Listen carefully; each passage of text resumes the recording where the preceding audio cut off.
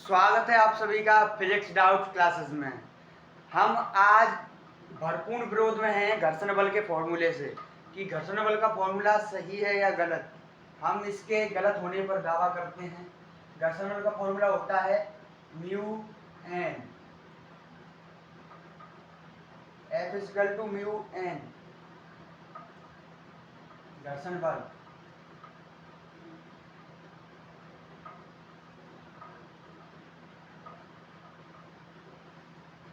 F equal to mu N, जहाँ पर mu constant होता है और एन होता है हमारा नॉर्मल, जिसे हम एम जी से लिखते हैं, तो हमारा घर्षण बल बराबर हो जाएगा म्यू एम जी। और आपको पता है कि जो घर्षण बल है वो वेलोसिटी के डायरेक्ट प्रोपोर्शनल होता है। वेलोसिटी के डायरेक्ट प्रोपोर्शनल होता है, मतलब अनुपाती होता है वेग के। ये हमें किस प्रकार पता चलता है? ये हमें इस प्रकार पता चलता है क्योंकि जो हमारा m है वो द्रव्यमान है, g है हमारा त्वरण है, और त्वरण f अनुपाती g और f अनुपाती, इसे हम ऐसे भी लिख सकते हैं v/t। तो f अनुपाती हो जाएगा वेलोसिटी के। ये मैंने आपको पहले भी बताया था, अब ये रीजन बता दिया क्यों है। फॉर्मूला बता रहा है कि फ्रिक्शन फोर्स वेलोसिटी के प्रोपोर्शनल है, यानी फ्रिक्शन फोर्स बढ़ेगा, घर्षण बल बढ़ेगा तो वेलोसिटी भी बढ़ेगी। फ्रिक्शन फोर्स के इंक्रीज होने पर वेलोसिटी भी इंक्रीज हो जाएगी। आइए, ये कैसे पता चलता है कि फ्रिक्शन फोर्स बढ़ने पर वेलोसिटी इंक्रीज हो जाती है?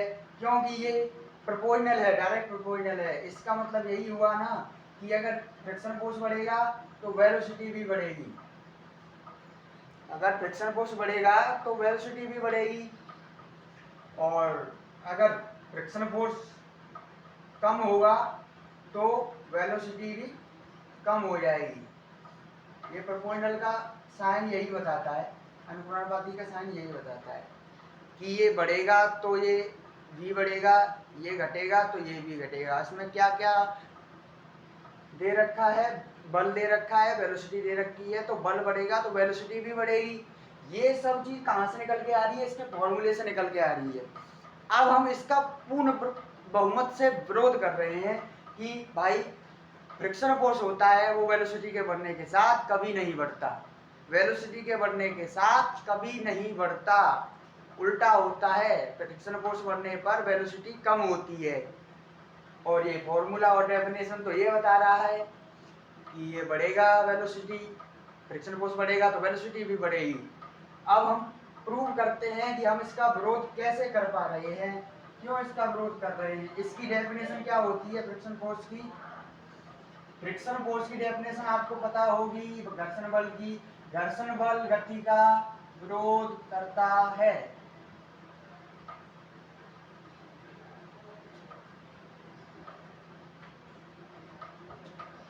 अब आपको मैं बता दूं, जहां तक मैंने आपको ये समझा है वो आपको क्लियर है? एक बार और क्लियर करा देता हूं। मेरा कहने का मतलब ये है कि अगर फ्रिक्शन फोर्स बढ़ेगा तो वेलोसिटी भी बढ़ेगी, और फ्रिक्शन फोर्स डाउन घटेगा तो वेलोसिटी भी घटेगी। ये कौन बताता है? ये इसका फॉर्मूला बताता है। अब हम जानते हैं प्रैक्टिकल नॉलेज क्या कह रही है और हमारा व्यवहारिक ज्ञान क्या कह रहा है। क्या ये व्यवहारिक ज्ञान में करेक्ट है? व्यवहारिक ज्ञान को फॉलो कर रही है? व्यवहारिक ज्ञान प्रैक्टिकल नॉलेज को फॉलो कर रही है? जी बिल्कुल नहीं फॉलो करेगी, बिल्कुल अपोजिट है। अगर कोई फॉर्मूला प्रैक्टिकल नॉलेज को फॉलो ही नहीं कर रहा तो वो फॉर्मूला कुछ भी बताए तो वो गलत होना चाहिए, क्योंकि प्रैक्टिकल नॉलेज से ही तो फॉर्मूला बनता है।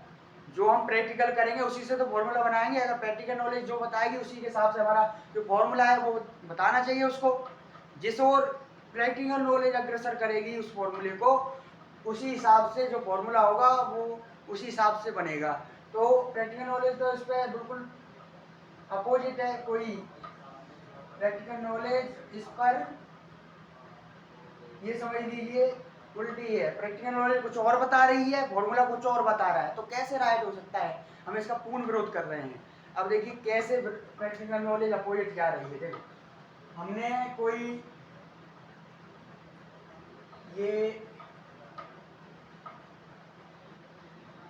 सेम टाइप के दो स्लेब लिए हैं, स्लोप, इस पर हमने एक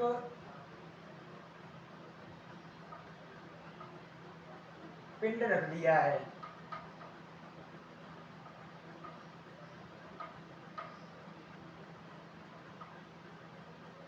इस पर भी हमने एक पिंड रख दिया है, इसको सेम बना देते हैं। ये दोनों आकृति सेम है, याद रखना।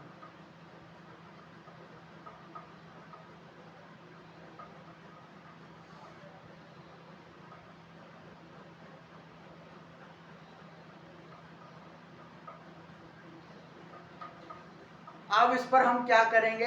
अब हम ऐसा सोचेंगे कि इस पर हमने फ्रिक्शन फोर्स बढ़ा दिया है, इस जगह पर फ्रिक्शन फोर्स बढ़ाने पर, इस पर फ्रिक्शन फोर्स बढ़ाया नहीं है।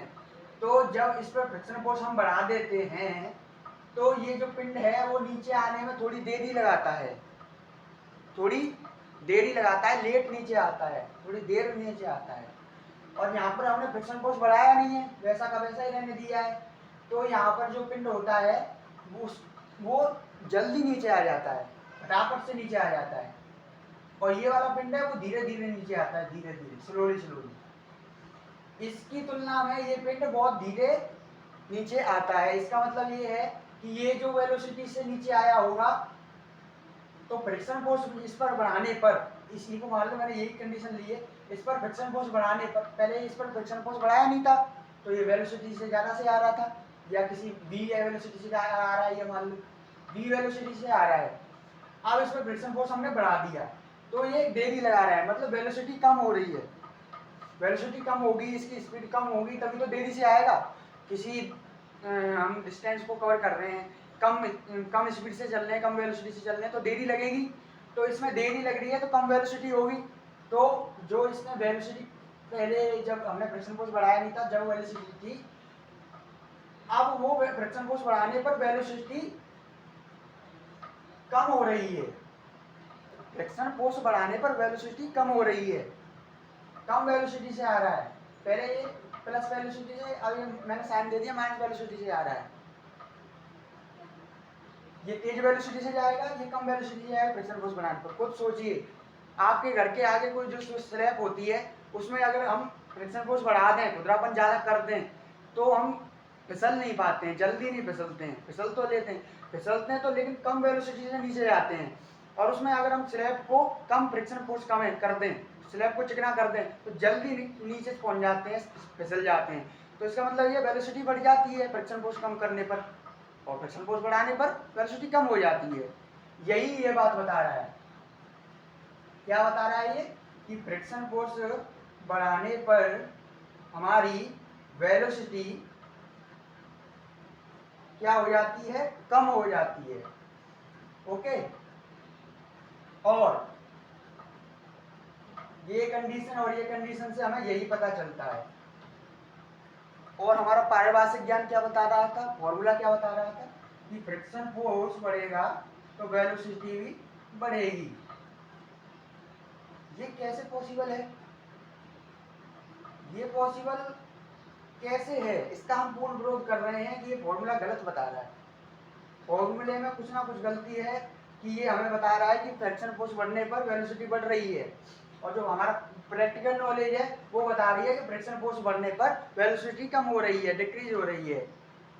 तो हम किसको मद्देनजर रखेंगे? हम प्रैक्टिकल नॉलेज को मद्देनजर रखेंगे, क्योंकि प्रैक्टिकल नॉलेज से ही फॉर्मूला बना है, तो इसको सही मान्यता देंगे हम, ना कि इसको।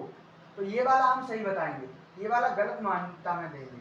लेकिन ये गलत मान्यता वाला फॉर्मूला, इसी से फॉर्मूला बना है गलत मान्यता से, mu N F equal to, तो क्या ये फॉर्मूला भी सही है? गलत मान्यता से फॉर्मूला बना है, तो क्या ये फॉर्मूला भी सही है? और मान्यता क्या है कि व्यवहारिक प्रैक्टिकल नॉलेज क्या है कि फ्रिक्शन फोर्स बढ़ेगा, वेलोसिटी कम होगी। इससे बनना चाहिए था फॉर्मूला ना। फॉर्मूला किससे बनना चाहिए था? इससे। फॉर्मूला इस प्रैक्टिकल नॉलेज से बनना चाहिए था।